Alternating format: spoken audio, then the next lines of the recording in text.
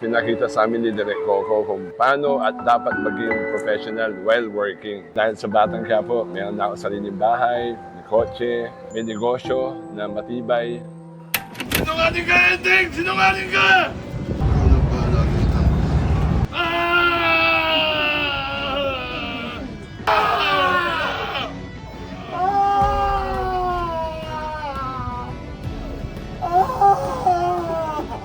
Dumating na ang araw ng paghukom. Actually, di ako nakatulog kagabi. Nung alam ko na ito na yung pinaka-last day, I can't explain my feeling kasi I can't believe na matatapos na and nakasanayan na ng body clock ko, ng body movement ko, ng katawan ko na every MWF. Nandito ako sa set ng Batang Quiapo. So, ang hirap tanggapin pero ganun talaga. Hindi makakalimutan ang eksena. Nag-away kami ni Tanggol for the first time. Nung meron kami disagreement, nagkaroon kami ng fight scene with Direk Coco, with Tanggol. Kasi all the time, barkada kami, magkaibigan kami. Moment na may eksena na may fight scene kami, kaming tropa versus Tanggol, ramdam mo ramdam mo yung sakit, yung galit, yung guilt na si Tanggol na matagal mong kaibigan na nakalaban mo, nakaaway mo. Parang yung nangyayari sa totoong buhay talaga na hindi palagi masaya na mag-aaway din. Kaya added pressure na syempre Coco Martin niya makaka-fight scene mo, di ba? So, yung kaba at saka yung experience, ibang klase talaga hindi ko makakalimutan yun. Yung value for family, value for friendship, value for brotherhood, yung pinakita kasi namin na solid kaming magkaibigan, pinakita ng show, yung solid na family. Talagang priority number one, family. Family na kadugo mo, family na tunay mong mga kaibigan. So talagang feeling ko na tumatak talaga sa akin. Kasi behind the camera, I'm a very family-oriented guy also. And I love my family. And hindi naging mahirap sa akin mag-adjust on my role na to love the family, to love the friends. Kasi it happens to me in my house. Thankful ako sa buong production, sa buong staff and crew, sa lahat from the crowd to the producers. Sobrang pinakita ng Batang Quiapo yung pagtrato sa amin na talagang inalagaan kami, binantayan kami. They make sure na okay kami everyday. Pagkain, laging meron. May merienda pa, may medic. Diba? Tapos, they treat us here professionally. Walang pasaway, walang nag-aaway, walang chismisan. Mas madaling magtrabaho. Mas madaling magtrabaho kasi pag ganito pagtatakbo ng unit natin as one, yan yung naging example ni Direk Coco Kung di niya pinakita na ganito ang gusto niyang mangyari, hindi gagalaw yung crew, yung staff, yung production ng ganito ka-organisado. Talagang dapat tapusin agad ang trabaho. Wala nang delay. So, yun ang maganda sa production ng CCM. Talagang alam mo na magagawa lahat ng eksena kasi very organized and very calculated lahat ng ginagawa ng production. So, shoutout sa CCM Production, lupit nyo. Thank you. Nakaka-uwi kami ng tamang oras. Hindi tayo masyado nag-overtime. We work and then at the same time, we have time for our families. Very grateful kami doon. Thank you. Siguro yung professionalism, pinakita sa amin ni Direk Coco kung paano at dapat maging professional while working.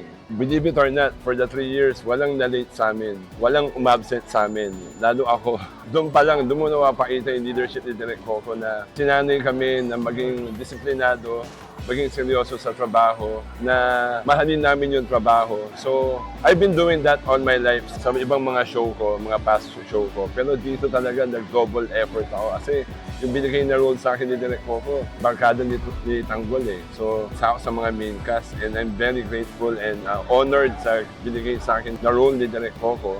Kaya yung pagiging professional talagang nasa A-list ko yan. Hindi ko pinahiya si Direk Coco sa binigay niyang tiwalang role para sa akin. And moving forward, after this Batang Quiapo, mas magagamit ko to sa ibang mga show na mga future show ko na mas maging masipag, mas maging disiplinado, mas maging professional dahil nanggaling ako sa isang first class na organization na CCM Production under Direk Coco Martin, syempre. Sa lahat po ng production ng CCM Production, ABS-CBN, maraming salamat po at pinabigyan nyo ng pagkakataon ng isang Big Mac Andaya na makatrabaho kayo for 3 straight years. It's my lifelong honor na binigay niyo itong opportunity na to.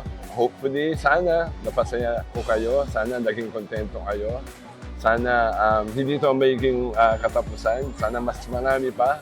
And pagpatuloy nyo ang magandang trabaho, magandang professionalism at sipag. Nakita ko sa inyo yung sobrang professional na lahat kayo. Talagang ginagawa nyo yung trabaho nyo up to the end level talaga. So kami, ganun din. Dapat kami rin, dinodoble namin yung effort na pinapakita nyo. Salamat sa pag-aalaga sa amin. Salamat sa pagpapakain sa amin. Salamat sa tamang oras ng pag-salary sa amin.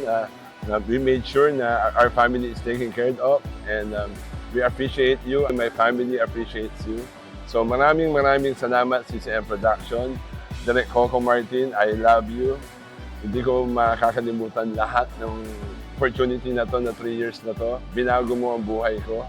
Yung blessing na binigay ni Lord kay Coco Martin, sinishare ni Direk Coco sa amin. Sa trabaho, sa endorsement, sa mga racket, lahat. Talagang hindi madamot si Direk. So, salamat po at sana Direk napasaya kita sa trabaho ko.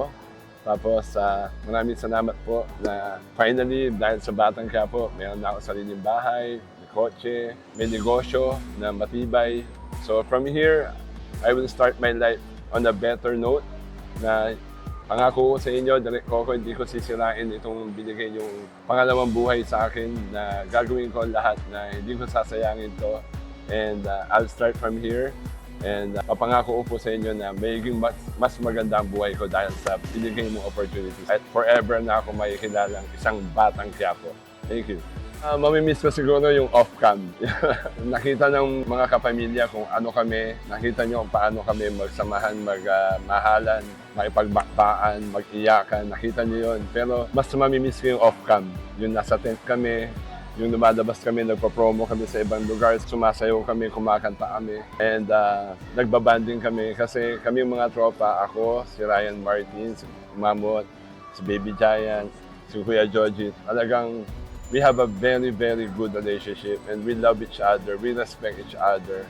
Nandun yung asaran, pikunan, pero talagang nandun pa rin yung pagmamahalan sa isa't isa. Kasama yun. And siyempre si Direk Coco, yung samahan talaga namin, talagang natural na mahal namin na isa't isa.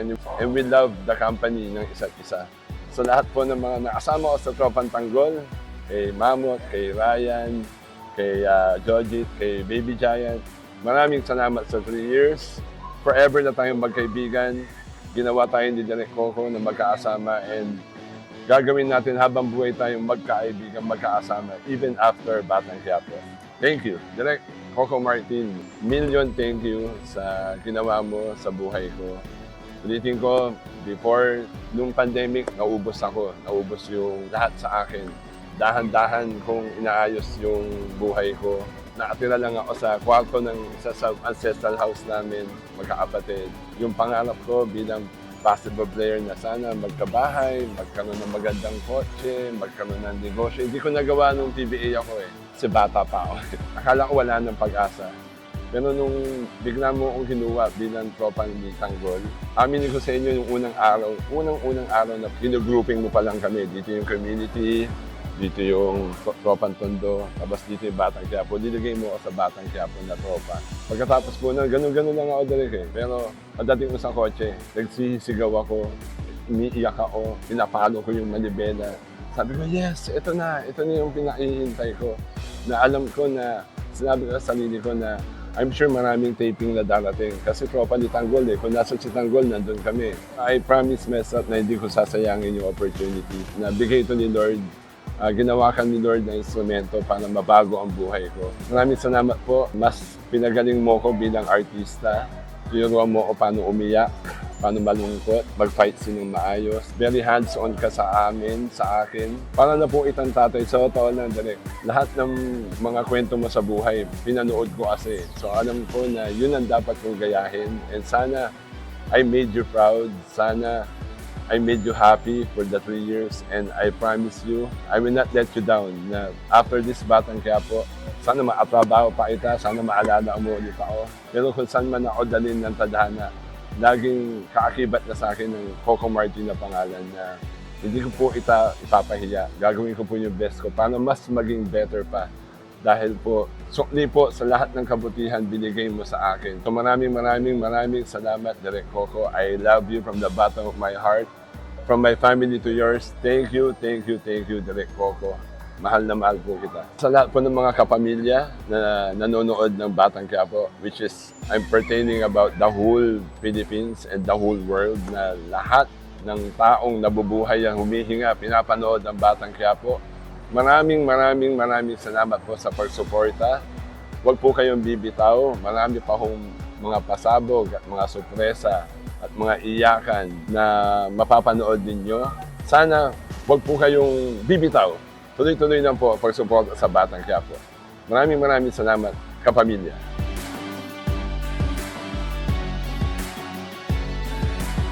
Ako si Mark Anthony Andaya, aka Big Mac, na mas kilalang bilang Thanos ng Batang Quiapo. Nagpapaalam at nagpapasalamat sa inyong lahat, mga kapamilya. Thanos now signing off. Thank you.